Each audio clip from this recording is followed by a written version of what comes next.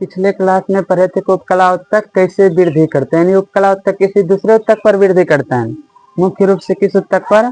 संयोजी उत्तक पर। अब आगे आज पढ़ेंगे कि उपकला उत्तक के प्रकार कितने होते हैं और कौन कौन से होते हैं एवं उसका कार्य क्या होता है।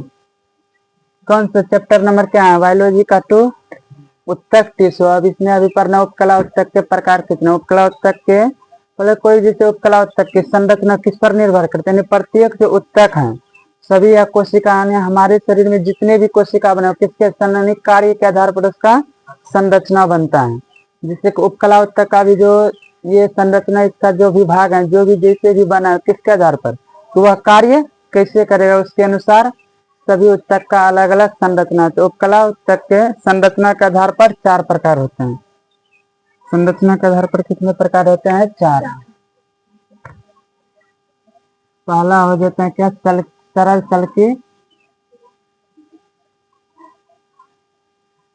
सल्की उपकला उत्तक।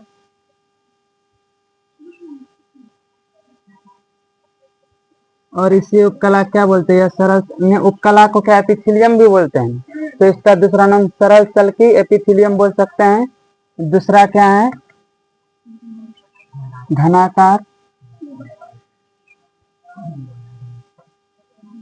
घनाकार उपकला उत्तक। और तीसरा क्या है? स्तंभाकार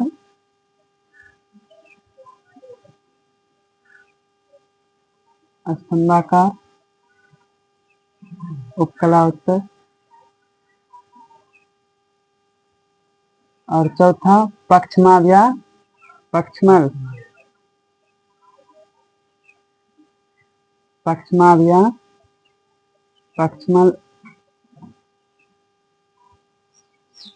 उपकला उत्तक। अब सरल सल के इसका आकार कैसा होता है? चपटी। इसका आकार घन के जैसा घनाकार। और इसका आकार यानी स्तंभ के जैसा। और इसका पक्षमल का आकार कैसा होता है? हाँ, इसमें तुम्हारा क्या होता है? सिलिया पाया जाता है। लेकिन पढ़ना क्या है, ये इसका पहले शॉर्ट में इसका कैसा आकार होगा? ये सरल सल के उपकला इसका चपटी आकार होता है, चपटी आकार। और इसका घन के जैसा।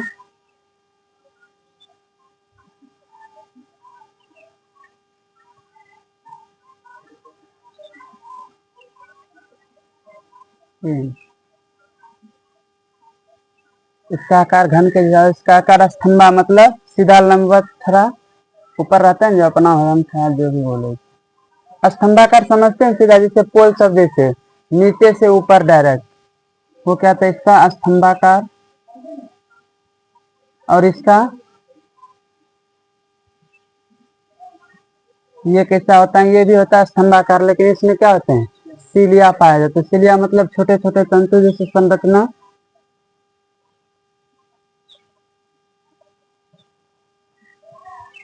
जैसे अब इसमें जैसे कि क्या पाया जाएगा? सीलिया। ये आगे पढ़ेंगे। इस सारा मतलब सरल का हो गया चपटे आकार, इसका घनाकार घन के जैसा, इसका स्तंभ के जैसा और इसका भी स्तंभ के जैसा। लेकिन इसमें क्या पाया जाता है? इसके सतह पर सीलिया पाया जाता है, जिसको क्या बोलते हैं? पक्षमाभी भी बोलते हैं। अभी पढ़ना है क्या? सरल सल के उपकला उत्तक के बारे में। और पहले उपकला उत्तक क्या होता है ये सब बता दिया पहले। उपकला उत्तक क्या करती है? इसको बोला था कि इसमें एपिथेलियम, इसका उत्तर क्या होता है? एपिथेलियम का अर्थ, एपी का मतलब ऊपर, थीलियम का अर्थ वृद्धि। इन्हीं उपकला उत्तक क्या करता है? किसी दूसरे उत्तक के ऊपर वृद्धि करता है, मुख्य रूप से किस उत्तक के ऊपर? संयोजी उत्तक के ऊपर। उसके बाद इसमें होता है कि ये कार्य क्या करते हैं? निस्यंदन, श्रवण एवं विसरण। निस्यंदन, श्रावण एवं विसरण का कार्य करता है। कौन सा भाग इसका निस्यंदन, कौन सा श्रावण, कौन वो विसरण करता है, उसके विभिन्न भाग में पढ़ेंगे। अभी कौन क्या पढ़ना? सरल सल की उपकला उत्तक। तो अभी नंबर 1 का पढ़ते हैं, सरल सल की उपकला उत्तक। इसमें क्या होगा? इसका आकार कैसा होता है? चपटा होता है। चलो पहले बनाते हैं।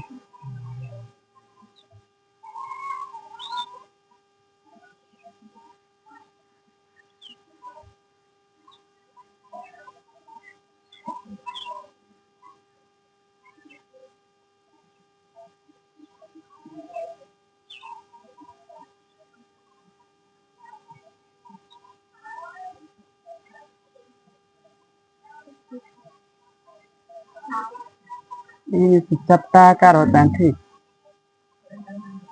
अच्छा, इतने इससे रहने देते हैं। इसका आकार कैसा होता है चपटा का? चपटा जैसे समझते हैं फर्श, जैसे टाइल्स सब लगाते हैं टाइल्स के, तो उसी टाइल्स के जैसा रहता है। ये क्या करता है, फर्श पर टाइल्स के जैसा रहता है। जैसे फर्श पर रहता है टाइल्स, उसी के जैसा रहता है, इसलिए इस उत्तक को क्या बोलते हैं, पेवमेंट उत्तक भी बोलते हैं। किसको? सरल तल की किसके जैसा कार्य करता है ये, यानी जैसे कि हम टाइल्स लगाते हैं ना घर में, वही टाइल्स के तरह ये क्या होता है, ये सरल तल के उपकला उत्तक चपटी होते हैं, इसलिए टाइल्स के तरह, तो इसलिए इसको क्या बोलते हैं, पेवमेंट उत्तक। क्या बोलते हैं, पेवमेंट उत्तक भी बोलते हैं इसको।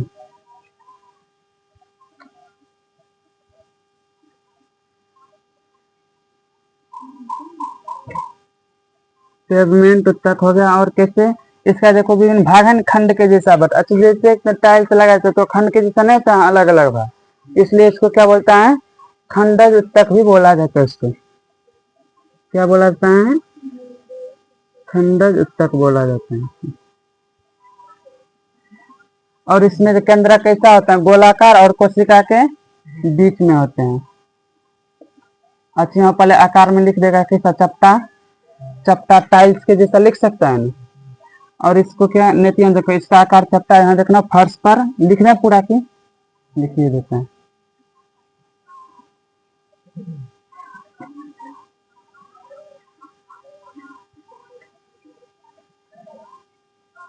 जैसे फर्श पर टाइल्स होता है वैसे, इसलिए इसको क्या बोलते हैं, पेवमेंट उत्तक या खंडज उत्तक, खंडज उत्तक बोलते हैं। और इसके क्या होता है, इसका जो केंद्रक होता है, केंद्रक कैसा होता है, गोलाकार। केंद्रक, केंद्रक गोलाकार होता है, कहाँ, कोशिका के बीच में ना, केंद्रक गोलाकार बीच में। और इसका ये देखो किनारा क्या निश्चित है, नियमित है। देखो देखो ये कि मतलब इधर उधर भाग रहा है ये, इसलिए इसको क्या, यानी क्या बोलते हैं, इसके किनारा कोई नियमित नहीं है, अर्थात इसके किनारा क्या होता है, अनियमित होता है। इसके किनारा क्या होता है, इसके किनारा अनियमित होते हैं।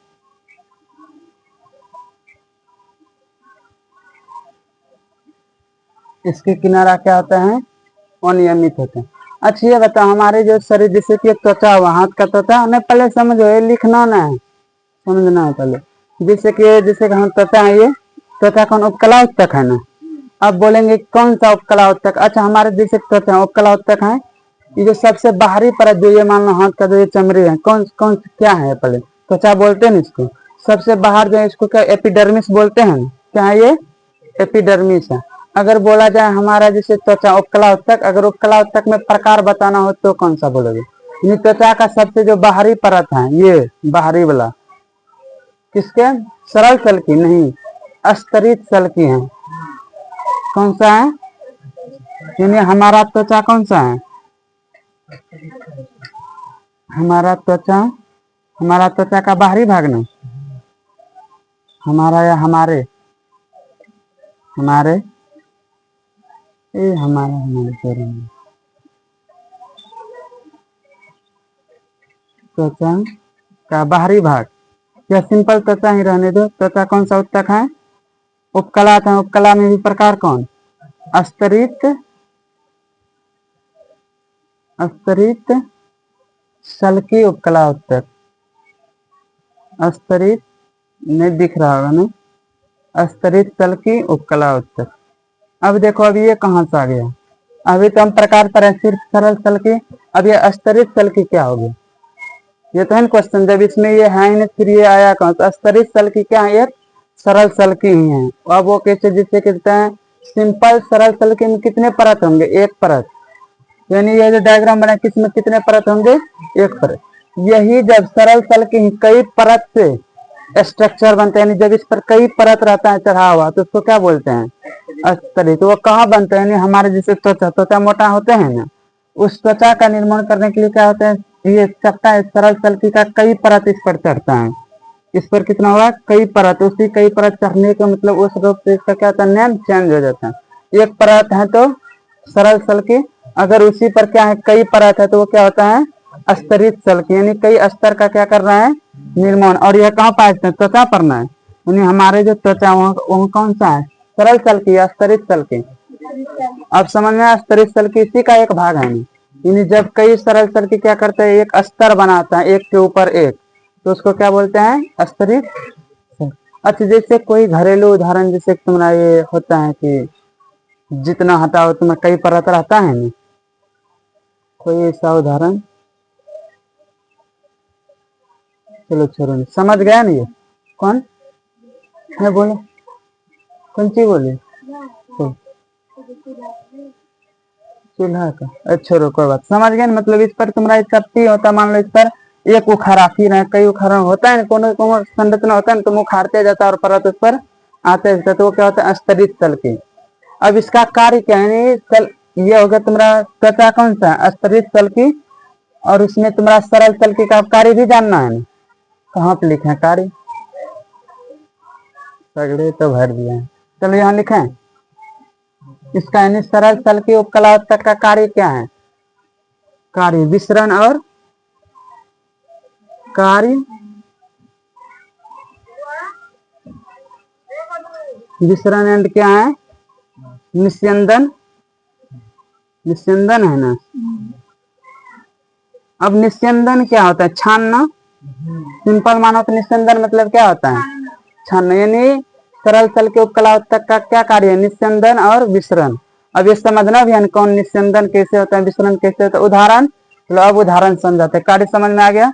और ये जो स्ट्रक्चर है ये कौन सा स्ट्रक्चर है वृक्क की संरचनात्मक एवं क्रियात्मक इकाई को क्या कहते हैं नेफ्रॉन।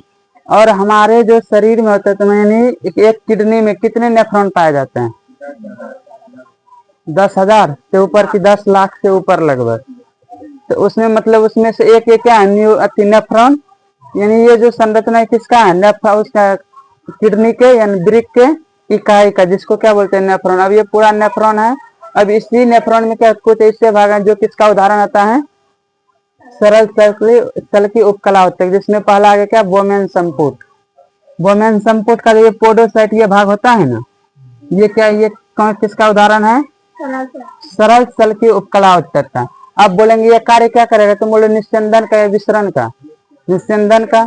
अब ये नेफ्रॉन हमारे शरीर में कार्य किस लिए यूरिन निर्माण करता है ना।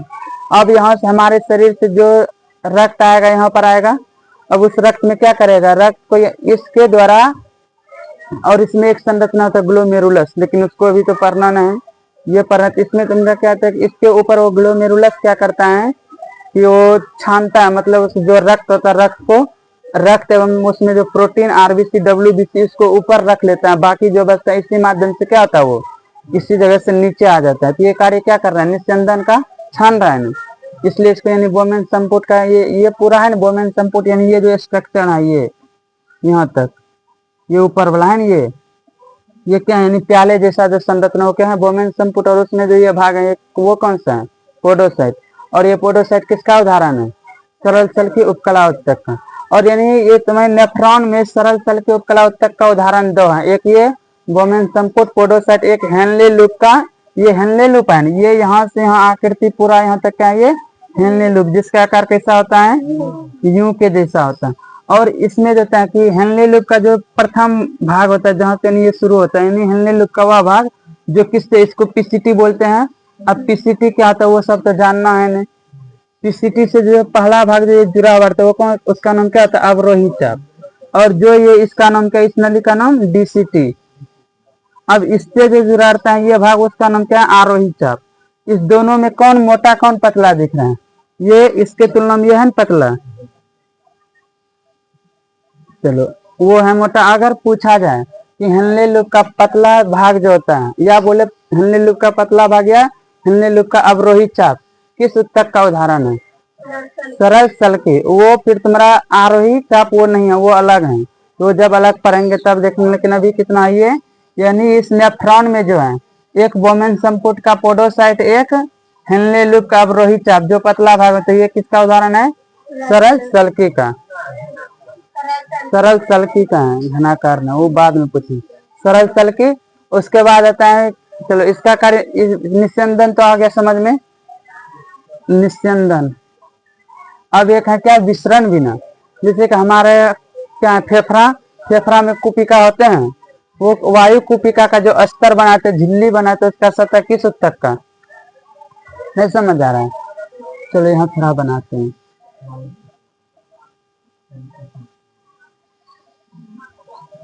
ये देखिए, इससे बना पाते नहीं, इसमें तो इधर तो दिखेगा नहीं, वहाँ दिखेगा, वो नहीं दिखेगा। चलो चलो, यानी वायु कुपिका जो फेफड़ा का वायु कुपिका इससे स्ट्रक्चर होता नहीं है ऐसा, देखिए यह है वायु कुपिका। इसका जो ये झिल्ली जो बनाते हैं, किसका बना होता है? सरल तल की उपकला उत्तक। और वो कार्य क्या करता है? वो विसरण के द्वारा हम ये क्या करते हैं, जैसे कि वायु कुपिका है, इसमें O2 भरा रहता है ना, जिससे श्वास लेते हैं O2 CO2 सब रहता है, और हमारे रक्त में जो यहाँ पर आता है क्या रहता है? O2 और CO2 दोनों रहते हैं रक्त में। इसके पास आया, अब इसके उस पार जो जाएगा। अच्छा, विसरण क्या होता है? उच्च सांद्रता से निम्न सांद्रता की ओर जाता है ना। अब इस रक्त में CO2 है और O2 है। अब तुम ये तो पहले से वायु कुपिका में ऑक्सीजन की मात्रा कितना होता है? 21%। जो हम श्वास के द्वारा खींचते कितना? 21% ना। तो 21% इसमें क्या आता है? ऑक्सीजन। और 4% क्या रहता है? Carbon dioxide. 4% carbon dioxide. और वहां से कार्बन डाइऑक्साइड का वायु कुपिका हमारे रक्त में आते हैं नहीं ना, सिर्फ ऑक्सीजन वायु कुपिका से रक्त में आते हैं। अब यह वायु कुपिका से रक्त में वही मिलके क्या होता है? धीरे धीरे ऑक्सीजन की मात्रा घटेगा या बढ़ेगा? हमारे ये बताओ, हमारे शरीर में ऑक्सीजन क्या बनता है? कभी नहीं बनता है, उल्टा ऑक्सीजन का उपयोग ना होता है। यानी 21% जो यहाँ आया, अब 21% है, ये जरूरी नहीं है कि सब उस रक्त में चला जाएगा, कुछ भाग जाएगा। यानी 21 से तो कुछ भी कम मिल जाएगा। ये तो जैसे हम सांस लिए, फेफड़ा में 21% आया ना वायु, अब यहाँ से बोल रहे क्या? ऑक्सीजन 21 के 21 पूरे आ जाएगा इसमें रक्त नलिका में, नहीं है ना? अगर पूरा रहेगा, जैसे कि तुम सांस लेते हो फिर छोड़ते हो, क्या खाली कार्बन डाइऑक्साइड जब निःश्वसन समझते हो? एक निःश्वसन, एक निःश्वसन। निःश्वसन होता है जैसे हम श्वास खींचते हो वो निःश्वसन, जैसे श्वास छोड़ते हो वो निःश्वसन। तो इसमें 21% ऑक्सीजन है। अब जो यहाँ से जो रक्त में मिलता है 21 से कम में मिलेगा, इतना नहीं समझ रहे? जैसे हम श्वास लिए, जितना ऑक्सीजन गया क्या सब हमारे शरीर में चला जाता है? कितना भी जाएगा, इससे तो कम ही जाएगा, 21 से कम होगा जितना भी, वैसे कितना जाता है? लगभग 4% ही जाता है, 17 वापस लौट जाता है। इसलिए उतना ये रखो, बस 21 से कम जाएगा। और ये बोलो, इसमें कुपिका वायु कुपिका में कार्बन डाइऑक्साइड कितना है? सिर्फ 4%। और हमारे शरीर में भी कार्बन डाइऑक्साइड बनता है, तो 4% से इसमें अधिक होगा, क्योंकि इसमें हमारे शरीर के विभिन्न कोशिका में बनते थे, इसमें अधिक। CO2 इसमें अधिक, CO2 उसमें कम, इसमें O2 अधिक, उसमें O2 कम। O2 रक्त नलिका में क्या होता है? कम। उसके तुलना में वायु कुपिका में O2 अधिक, कार्बन डाइऑक्साइड रक्त नलिका में अधिक और वायु कुपिका में कम। विसरण क्या होता है? वो उच्च सांद्रता से निम्न सांद्रता की ओर जाएगा। उच्च सांद्रता मतलब क्या हुआ? अधिक मात्रा, अधिक मात्रा, और निम्न सांद्रता मतलब कम मात्रा। अब जब यहाँ विसरण होगा, O2 रक्त नलिका से कुपिका में जाएगा या कुपिका से रक्त में आएगा? O2 ऑक्सीजन रखा है कि तुम्हारा ऑक्सीजन जितना कुपिका में उसके तुलना में रक्त नलिका में कम है ना, तो विसरण की क्रिया ऊपर से नीचे, यानी ये कहाँ आएगा? कुपिका से रक्त नलिका में। फिर यह रक्त नलिका में CO2 की मात्रा अधिक है या वायु कुपिका में? रक्त नलिका में। तो रक्त नलिका से वायु कुपिका में जाएगा वो CO2, यानी विसरण क्रिया हो रहा है ना। विसरण का उदाहरण समझ गया? नहीं समझ? यानी वायु कुपिका में सिंपल इतना रखना, वायु कुपिका में जो गैसों का आदान प्रदान हो किस क्रिया द्वारा, और वायु कुपिका को जो झिल्ली होते हैं, सिंपल बोले वायु कुपिका किस उत्तक का उदाहरण है? क्या बोलोगे? सरल सल की उपकला उत्तक। कितना आगे समझिए। अब हृदय, हृदय के कितने भाग होते हैं, यानी वो कितने परत होते हैं? 3। एक होता है पेरिकार्डियम, उसी में एक भाग आता है एपिकार्डियम, दूसरा मायोकार्डियम और तीसरा एंडोकार्डियम। इसमें जो भी हम उत्तक न पढ़ रहे हैं, ये जो सबसे बाहरी भाग है, ये कौन सा है? ये है एपिकार्डियम। क्या ये? एपिकार्डियम।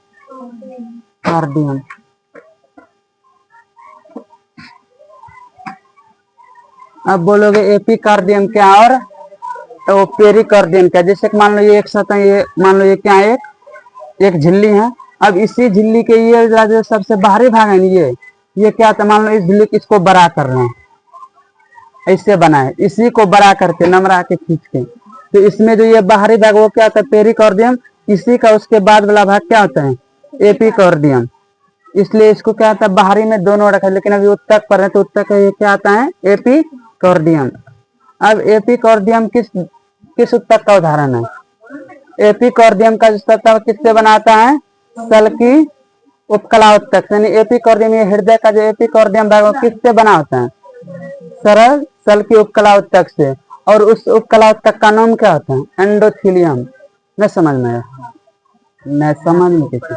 चलो मान लो ये है, ये तो क्या होता है ये सरल सल के उपकला उत्तक, मान लो ये चपटा कर ये बन रहा है, ये एक क्या है सरल सल की, फिर सरल सल के आपस में जुट जुट के सतह बना रहा है ना। अब इस पूरे संरचना को क्या बोलेंगे एपी ना मीजोथीलियम बोलते हैं। क्या बोलते हैं मीजोथीलियम। यानी देखो ये सतह, रुक जाओ, ये जो पहले इससे छोड़ो, ये जो भाग है इसको क्या बोलते हैं एपिकार्डियम।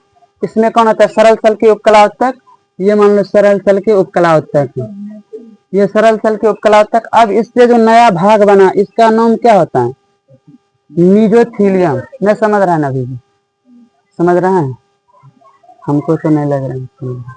चलो जैसे का अपना उदाहरण तुम्हें घरे वाला रखते हैं, जिससे को अपने भाषा में बोलते हैं टटिया, वो जो बांस से बत्ती से बना होता है। जैसे कि तुम पहले बांस ले उसको एक एक करके बत्ती बना के टटिया बनाता है ना, इसमें अगर एक को बोलेगा क्या बोलेगा बत्ती। अगर ये पूरे संरचना बन गया क्या इसको बोलेगा बत्ती, क्या बोलोगे। वही तुम्हारा एक एक बत्ती हो क्या है सरल सल की उपकला उत्तक, और ये पूरा संरचना बना इसका नाम मीजोथीलियम। जैसे उसमें तुम टटिया बोलते हो, समझ में आ गया ना। तो इसमें अब दूसरा भाग का नाम क्या है, यानी इसका जो सरल सल के उपकला इसको क्या बोलते हैं मीजोथीलियम।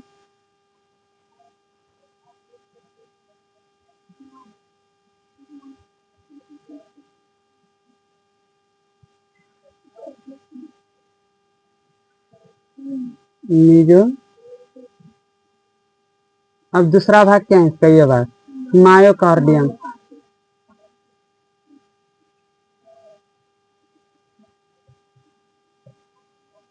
मायोकार्डियम, अब ये किस उत्तक का उदाहरण, ये होता है पेशी उत्तक। जो उतना का है कि ये मायोकार्डियम का एक मांसल संरचना होता है, और ये किस उत्तक का उदाहरण है पेशी उत्तक, और उसके बारे में तो हम अभी पढ़ नहीं रहे हैं। और ये जो होता है अंदर वाला भाग ये एंडोकार्डियम, क्या होता है ये एंडोकार्डियम, ये किसका उदाहरण है सल्की का उदाहरण है ना। ये क्या है सल्की का उदाहरण, जिसमें इसको क्या कहते हैं एंडोथीलियम। इसमें इसको क्या बोलते हैं एंडोथीलियम, हाँ एंडोथीलियम, इसको मिटा है। यानी ये जो क्या लास्ट अंदर वाला भाग क्या एंडोकार्डियम, एपी मायो एंडोकार्डियम।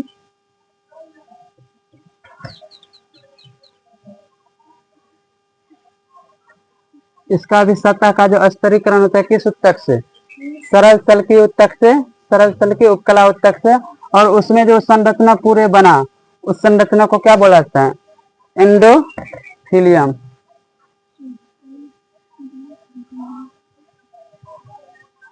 समझ में आया एंडोथीलियम कैसे क्या होता है कि नहीं है समझ में।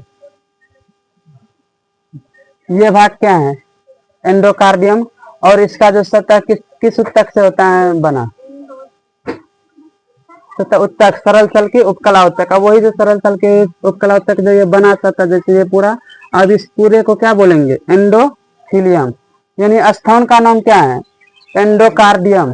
किस उत्तक से बना है सरल यानी सरल सल की उपकला उत्तक। अब उससे जो संरचना बना उस संरचना का नाम क्या है एंडोथीलियम।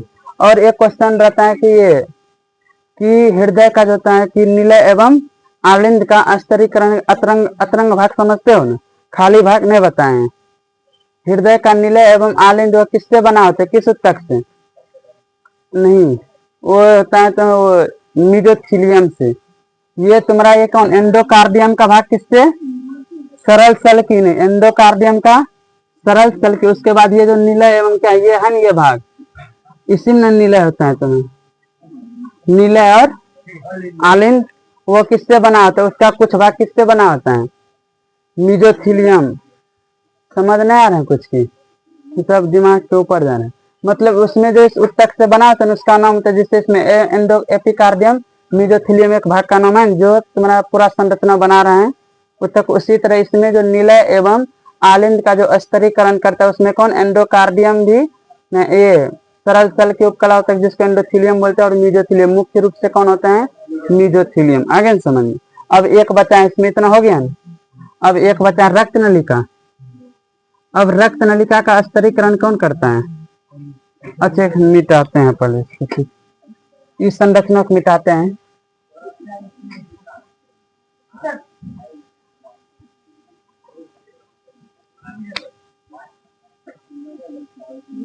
ये क्या है, रक्त नलिका।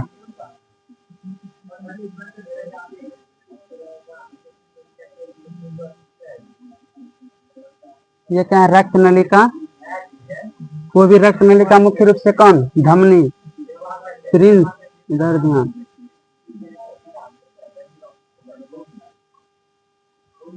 अब इसका जो ये सबसे अंदर जो है इसके 3 भाग होते हैं, 3 परत।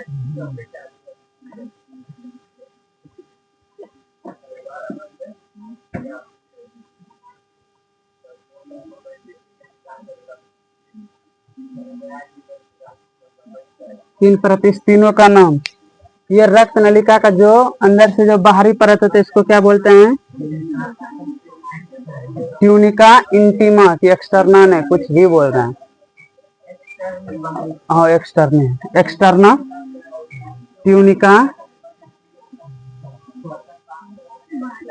ट्यूनिका एक्सटर्नल, इसको एक्सटर्नल।